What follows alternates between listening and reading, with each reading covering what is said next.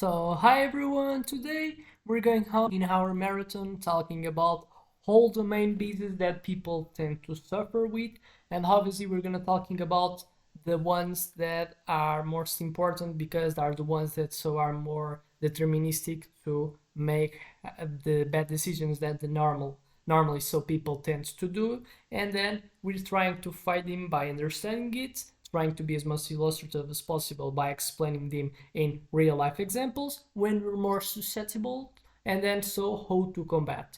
And what's going to be the biz that we're going to talk today is the status quo biz, why we fear change. So the best way to understand it is questioning, and then see how we're going to answer to the specific question that I'm going to do right now.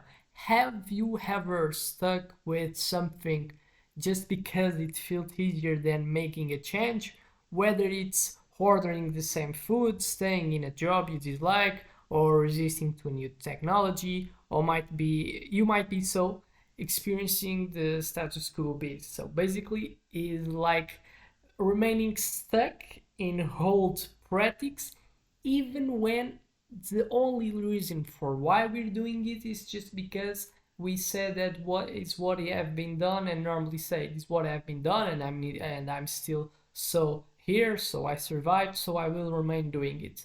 But obviously, what we have to understand is why this is really easy to make a disconstruction, because why we behave to maximize the type of resources that we spend to behave that are normally energy. Whenever is the behavior that you do, you're spending energy. Whatever it is doing a video, I'm spending energy. Whatever it is doing and exercising, you're spending energy as well. Studying, doing the same. Exercising, training, job, in a job, you're spending energy. What do you expect to do? Is that you spend the best way your energy to get as much outcomes as possible. And what are the outcomes?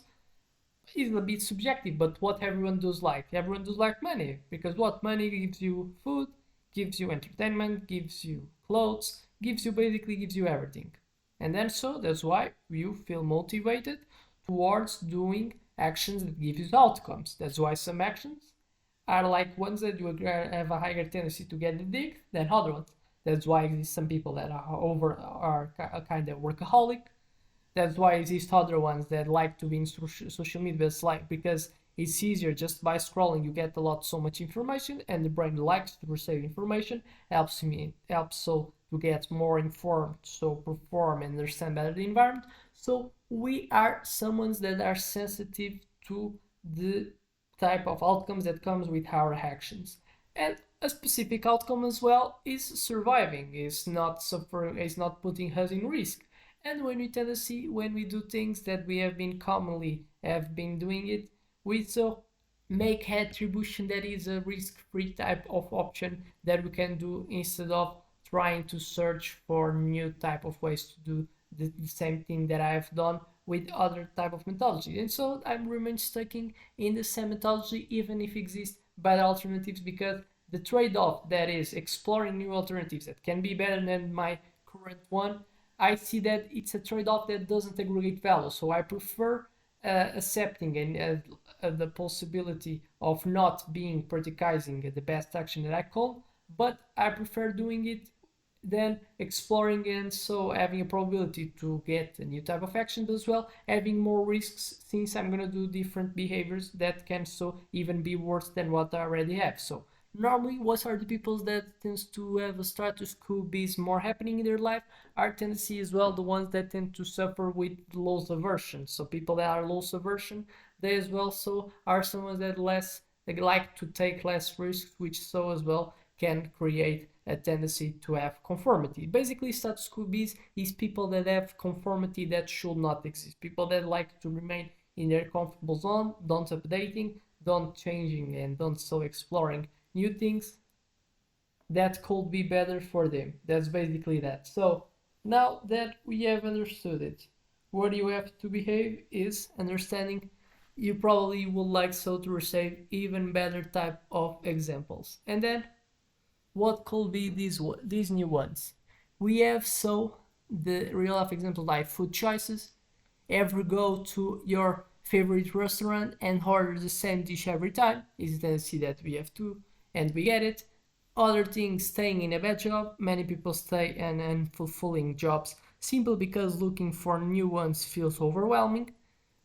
We have as well technology resistance. Remember when people resisted using smartphones or online banking, many took to older methods because change felt uncomfortable, even though new technology make life easier.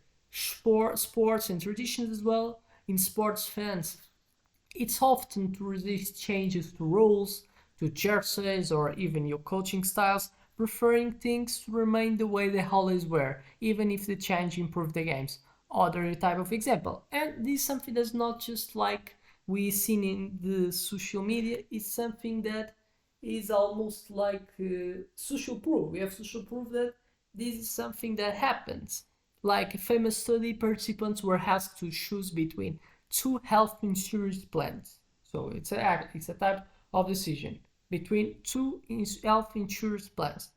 Even when presented with clear evidence that switching would save them money, most stuck with their current plan simply because it felt safer. This happens because of loss aversion, as I've talked. We fear potential losses more than we value potential gains, and then so we prefer remaining with our options and seeking for new type of options that we could do, even if they can bring value. And then so it is simple. It's like one of the most beats that people are more affected with when you're more susceptible, when choices feel overwhelming, and it's something that we tend to look, the paradox of choice, that is worse for people. The people sometimes they prefer to don't have so much choices, and is we're kind of in a situation that if we're looking for history, that we as a society we have a really high abundance in comparison with people in the past, and then sometimes people don't like it. They prefer to not have all these type of choices because it sometimes can create to a decision paralysis, making us default to what we already know instead of just by having so much to experience we don't know what is so the best way that I could experience, and then so what should be so the thing that I could experience, feeling so that choosing makes it harder and has a behavior that I've taught, which harder is to do a behavior,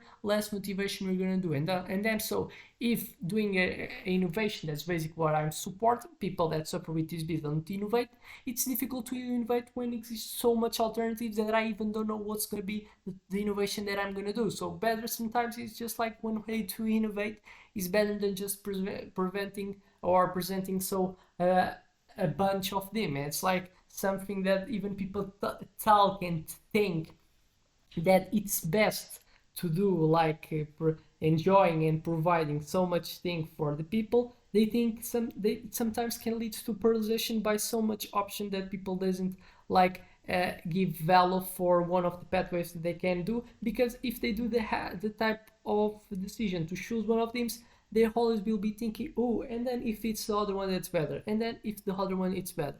So we have this tendency when there's risk involved, as I talk, if a new choices carries uncertainty, we're so averse to risk, then we prefer so to go back. When we have emotional attachment, so the longer we have felt the habit or belief, the harder it is to change. Our brain likes conformity. Our brain likes to not suffer risk, and which more so has been proven a habit and methodology that we have been so adopted. We remain surviving and remain doing our things, more so attachment we have towards that. And when change requires effort, as I thought, innovation is a behavior. And then so as any type of innovation, if you want to stimulate, we have to decrease the cost of innovating and obviously working in the benefits. And then if the change requires a lot of effort, it's already something that makes people stuck doing always the same. And then how to overcome status quo bias. First, try to rationalize. Ask yourself, am I choosing this because it's best or just because it's familiar? So it's already something that identifies actions that are like made just by remaining with conformity, or so is something that I remain doing because it's reality, it remains being the best. Reframe change as opportunity, not a threat. Now working with creating motivation in the part of doing so new behaviors, talking more the part of aggregating value for innovating. It's like stimulating you, creating rewards. And one of the rewards is perceiving you as a winner, perceiving you as someone that's making is trying to be better. You can play some games, you can reward you like gamifying, saying that by any type of innovation, do any type of action of exploring, reframing, and so being someone that has plasticity to change your habits to better, you can rewarding by giving to you something good whatever you do this specific type of mental decision, mental action. Start with small changes, something that also helps you to create the flow of being someone that's more innovative than in the past. If a big decision feels overwhelming, try gradual adjustments instead. It's something that helps you, makes it easier, as I've been taught that it's something that helps you to innovate. Seek outside perspectives, talk to people who have made similar change successfully, and think in long term, will staying it in your comfort zone help you grow or just keep you stuck?